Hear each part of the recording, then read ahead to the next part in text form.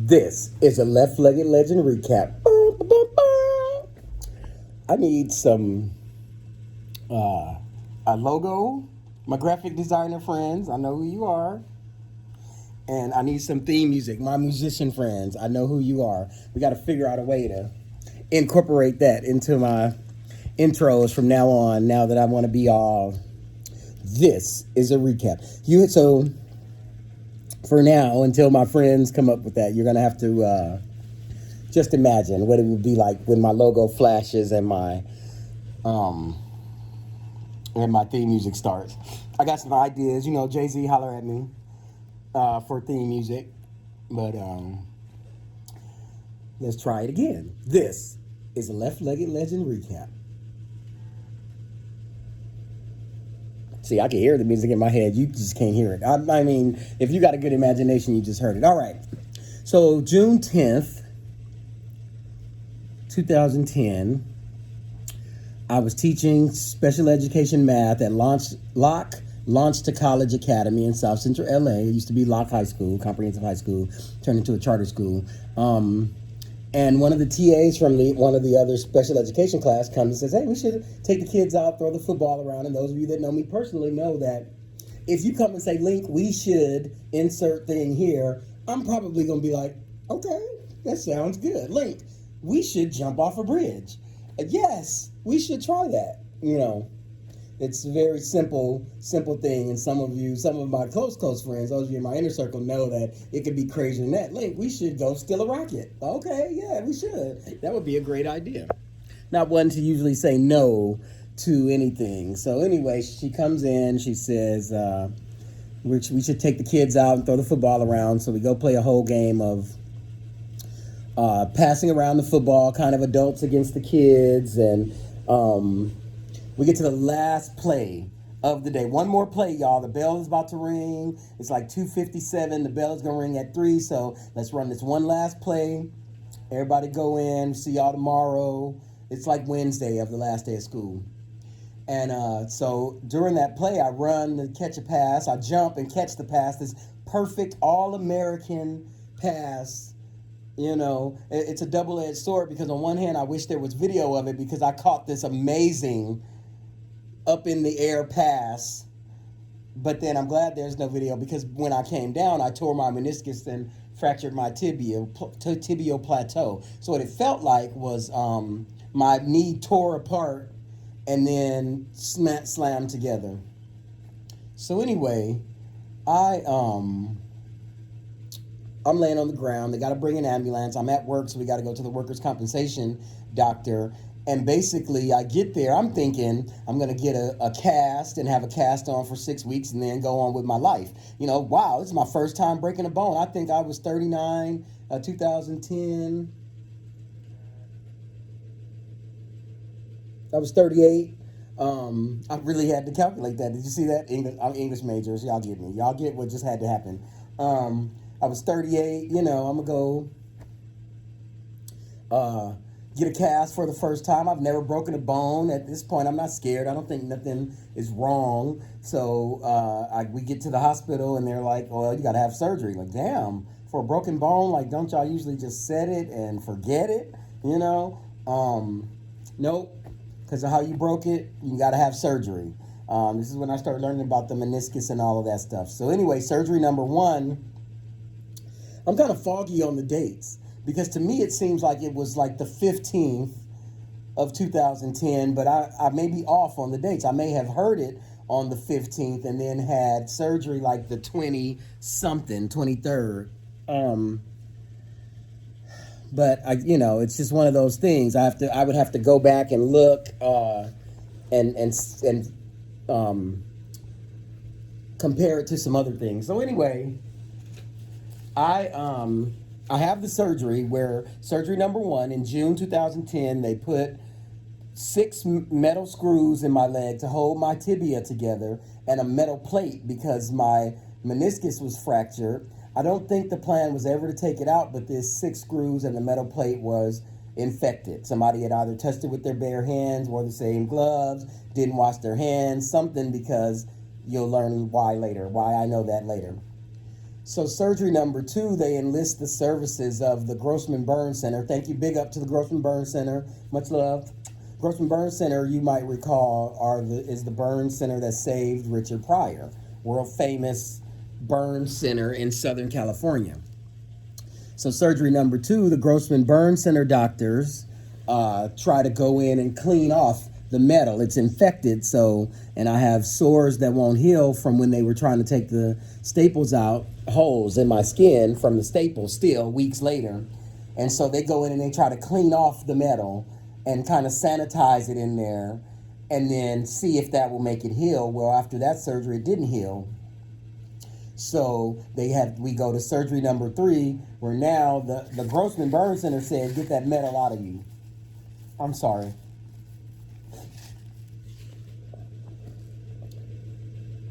All right.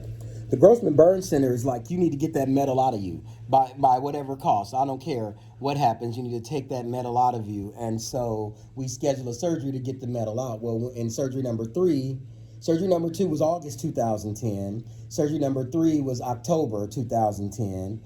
And they took the doctor that did the first surgery, went in and took the metal out.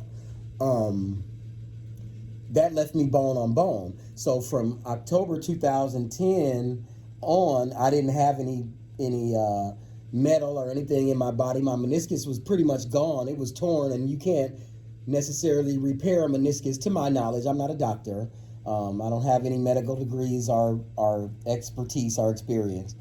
But to my knowledge, you can't repair a meniscus. So I think the metal plate was to serve as kind of the thing to keep the... I don't know what it does. You can ask a medical doctor for reference. Show them this video. Share this with them. And so we get to surgery number 4 in April 2011. So for 6 months, I had been walking around with this bone to bone. It really was described by some of the doctors as the knee of an 89-year-old man, where it's just all bone. There's no soft tissue there to keep it apart. So in April 2011, we go back to the Grossman Burn Center, and they say, look, you need to... No, I'm wrong. But April 2011, we go back to the doctor, and he needs to do what's called a manipulation under anesthesia, where they kind of bend your knee to your earlobe to get it to move, right? My knee was not moving. It was stiff. It probably wasn't lubricating. It was bone on bone. It was painful. And so I have this manipulation, but when I wake up from the manipulation, I had staples in my leg. So somebody in that room saw something that they figured they needed to go in and fix. Now, because in a manipulation, you, in general, don't get cut. From my knowledge, I'm not a doctor. So ask a doctor or let them see this video and they can explain to their knowledge what they think might happen. So anyway, surgery number 4, I do this manipulation, but I wake up with staples in. So I've been cut. And at the time, this stuff is happening to me, and I'm not thinking this is going to be life-changing or this is life-threatening or none of that stuff. I know hindsight is 20/20, and everybody sitting on the other side of this camera or the other side of this video, you can say what you would do and what you would know and how you would feel and all of that stuff, but I was going through it. And at this point, I hadn't been told that it was an infection. Yeah, I should have known that it was infected. I should have assumed. I should have figured it out and knew everything, but I trusted the doctors. I actually liked the doctors. I thought they were doing a good job. That's a whole other episode. But how do you know what you don't know? And you're sitting here with experts. So I can only go off. I should have listened to the Grossmans a lot more, and really sat down with them and asked them what they thought. But at this moment, I'm all things being equal, all medical doctors are created equal in my mind. These are practitioners of medicine who are going to do the best. But anyway, I digress. So I have surgery number 4. They go to take out the staples. And when they're taking out the staples, or after they take out the staples, my thigh busts open and all this pus starts coming out. That's when I realized, oh shit, it's infected in there because of how the pus smelled and how it looked. and how necrotic it seemed. It seemed like a movie, like a horror movie. And so that's what gave me for like, oh my God, I'm dying.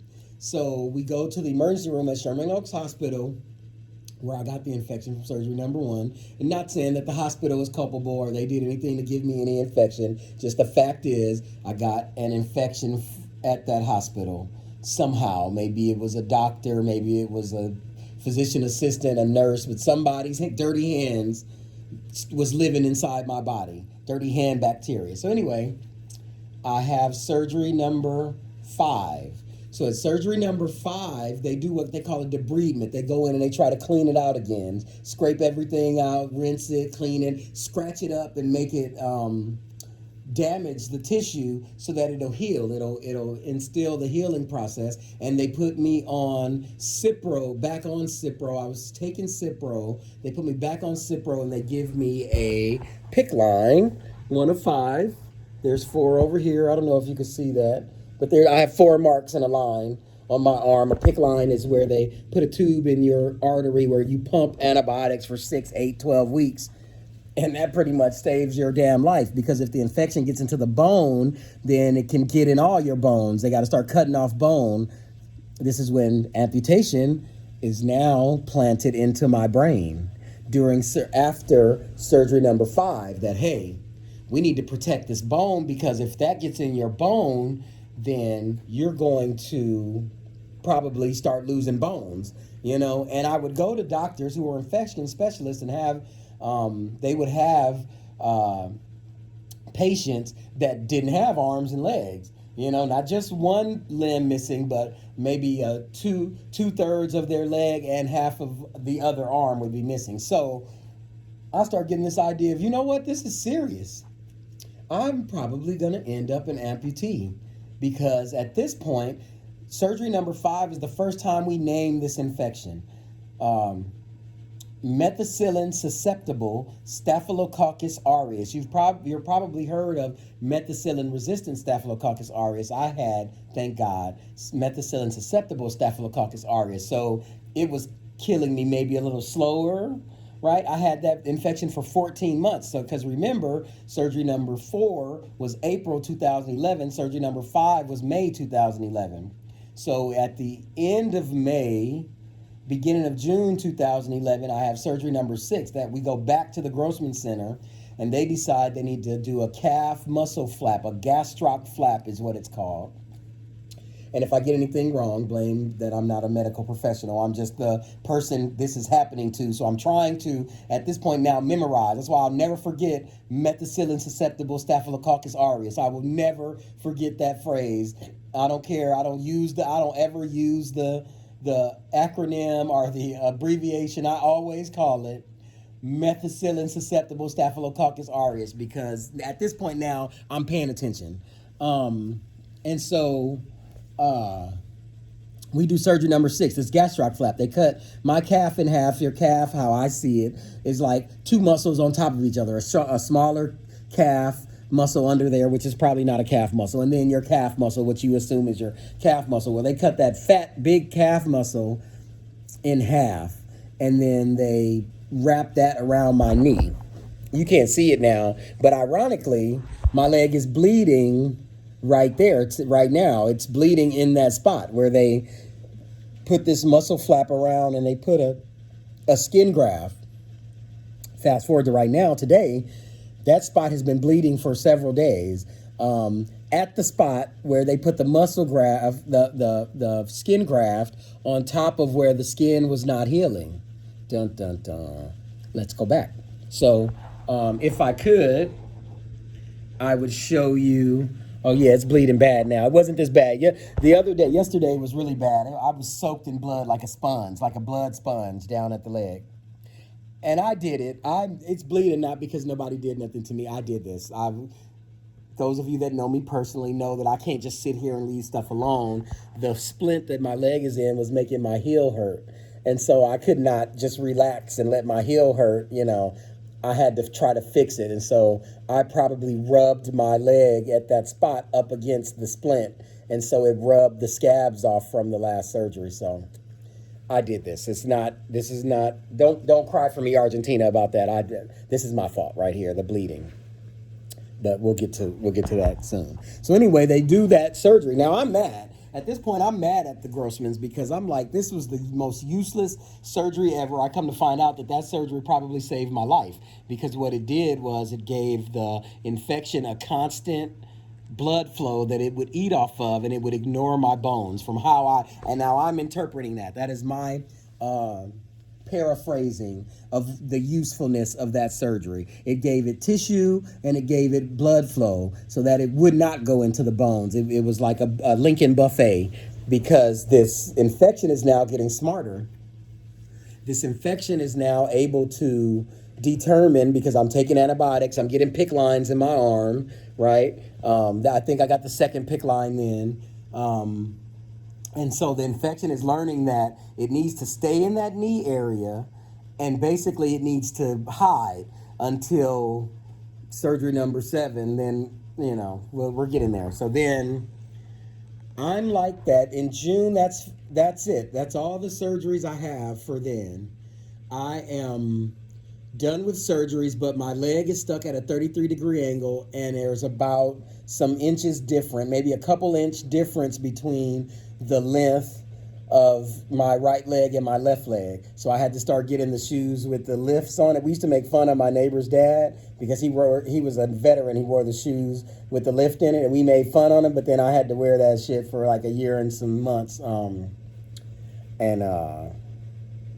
that's like karma, kids. Don't talk mess about people's stuff because one day you're going to have that stuff, right? And don't play in wheelchairs because you're going to be on a wheelchair. But anyway, I digress again. So I go back to work. I learned to live with the pain of that knee and it being like fused together. It didn't bend. It didn't move. It was stuck in a 33-degree angle. You could imagine. And I would just go to work and walk and, but I fused that knee together. So imagine the pain. I thought I didn't have a high threshold for pain. I thought my threshold for pain was really not that much, but I pushed through that pain, obviously, because I fused the knee together. So in comes another doctor who is now, they're finally going to give me a knee replacement. Surgery number 7. We're going to replace this knee, but we need to at first saw out the knee because it's fused together. So saw off the bones, starting with the femur and the tibia and probably my fibula too. And they put an antibiotic spacer in there. Now that's an antibiotic spacer is pretty much plastic or rubber fake leg. It's not for walking on or utilizing it, and it has antibiotics in it that leach out. So if there's infection in there, it's leaching out, into the bone and into the area and killing the infection. So methicillin susceptible don't mean that it necessarily has to kill it, but that's the point for later in the recap. And so then they put the antibiotic spacer in there, and then that was in there for like 6 weeks, 6 to 8 weeks. But then that doctor didn't want to take the spacer out. He didn't want to do the replacement because workers' comp wasn't going to pay him the same amount that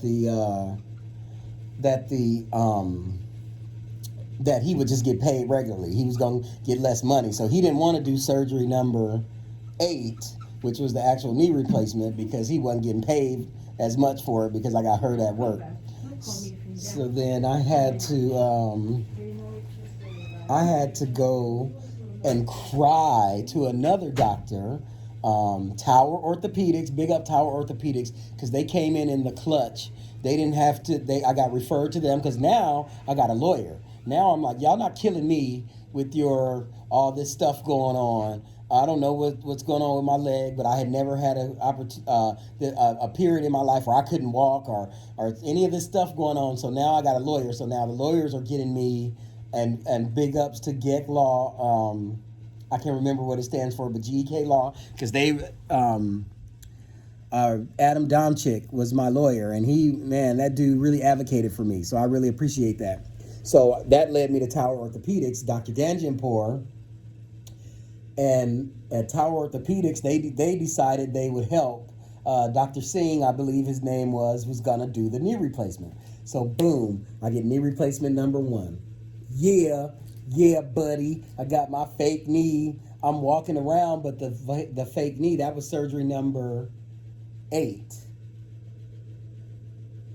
But the fake knee was getting stuck, right? I hadn't used my leg in a while, and it's the first time. I don't know what was the problem, but my leg wasn't functioning. It wasn't functional. So I had to do surgery number 9. So let's see, let's go back. Surgery number 7 was January. We left off with surgery number 6, which was June 2011. Go another year and a half, whatever. Surgery number 7 was January 2013. And then if you got a calendar, you need to mark it because it's hard to remember, trust me. Surgery number 8, the actual knee replacement, was May 2013.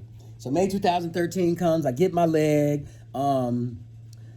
Weird things start happening during this time period because, like I said, I went back to work. I couldn't afford to not work. I was a 1-income household, so everything depended on me. So I had to get my ass up and go to work. But jobs started rushing me back to work. They started being impatient. It was a thing of I needed to come to work. I felt rushed all the time, like I couldn't really recuperate. And that's not an excuse because I'm a grown man.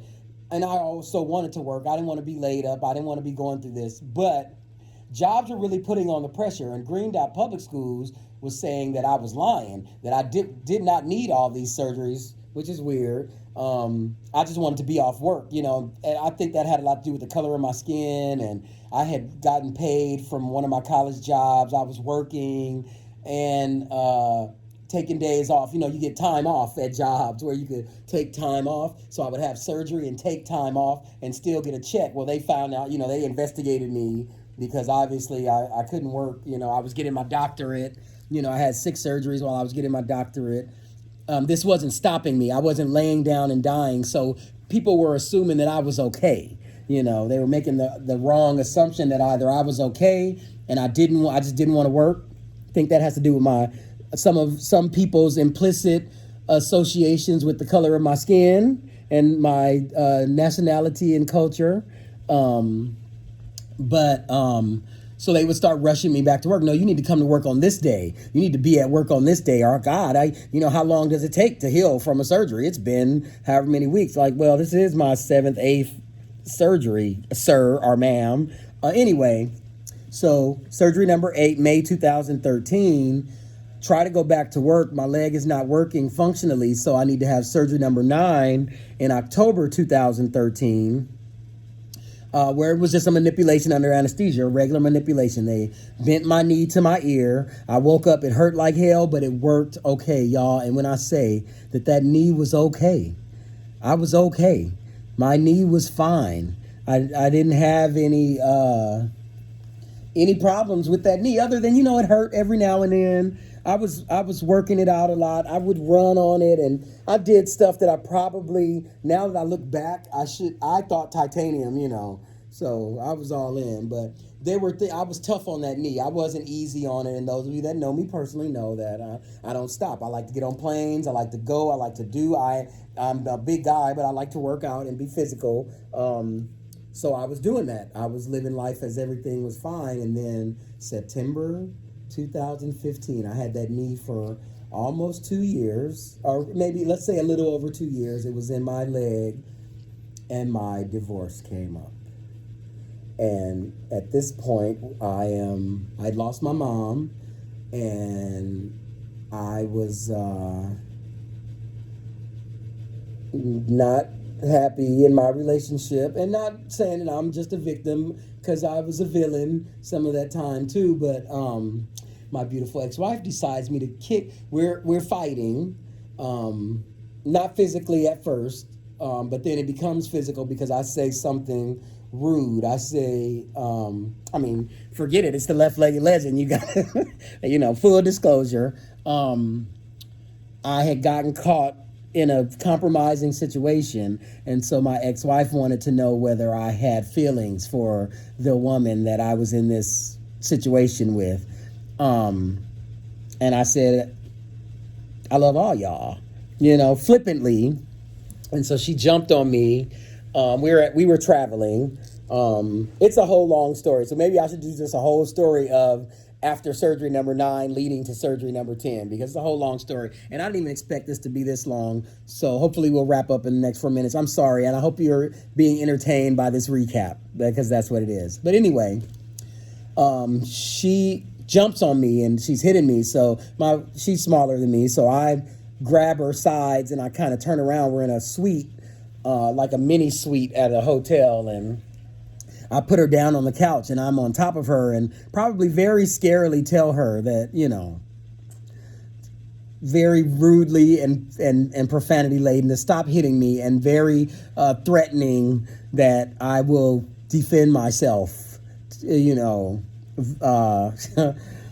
adamantly and physically.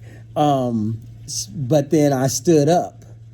And when I stood up, she kicked flat foot right into the front of that knee. Perfect effing soccer kick right to the metal 9 surgery leg. So that, no more fight. I don't have no more fight to do at all, because I felt that knee buckle. It was hurting, but I didn't know anything was wrong with it. So I went down to the jacuzzi, because we were going to a USC football game. I went down to the jacuzzi to get in the jacuzzi, and the knee gave out while I was getting in the jacuzzi. So I fell into the jacuzzi, and I just kind of sat there.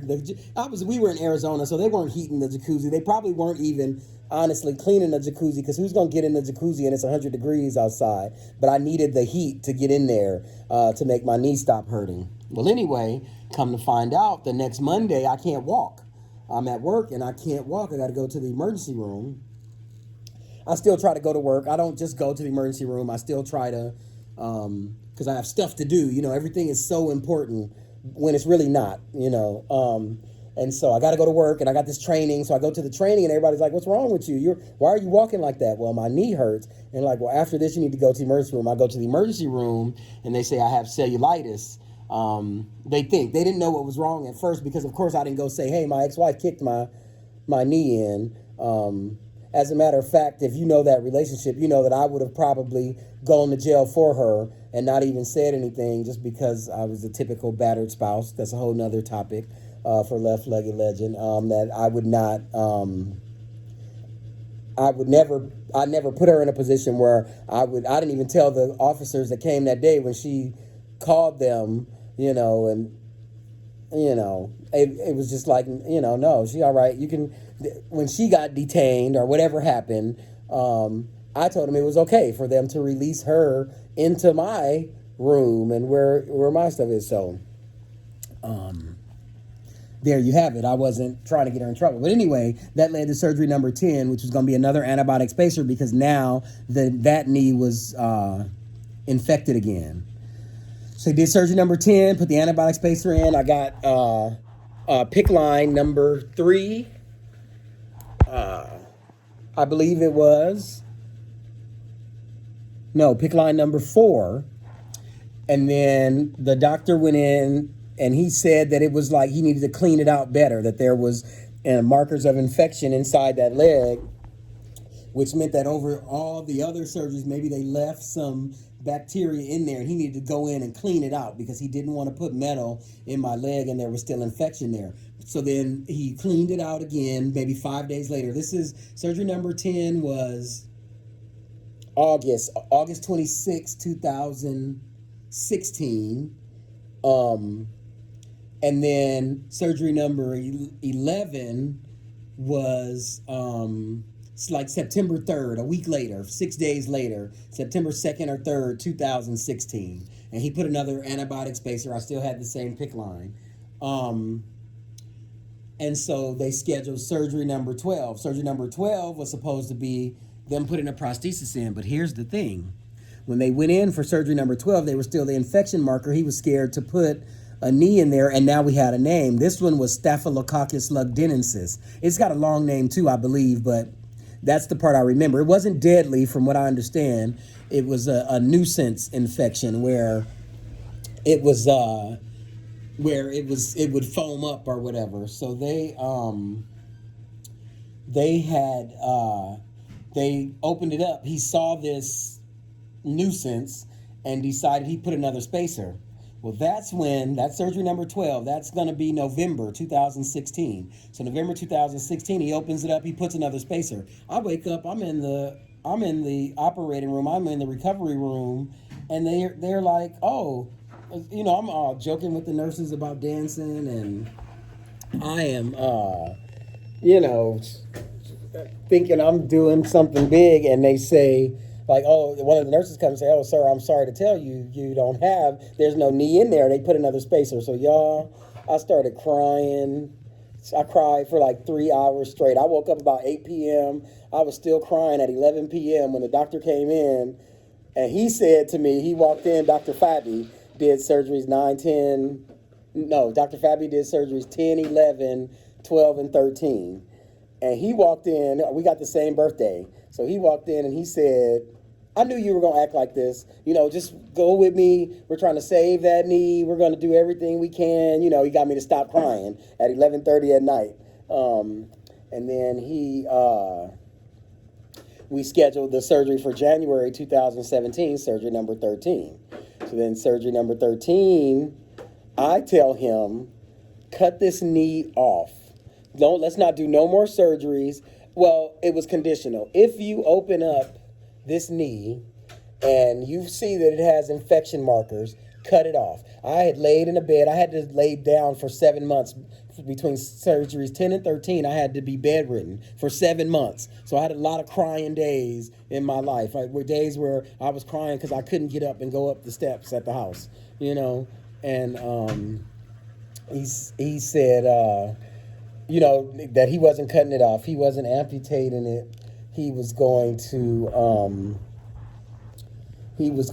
do this surgery where he's going to put a tumor prosthesis in there. That's where we got the tumor prosthesis. So, okay, I'm going to let you do what you want, doctor. I like you. We got the same birthday.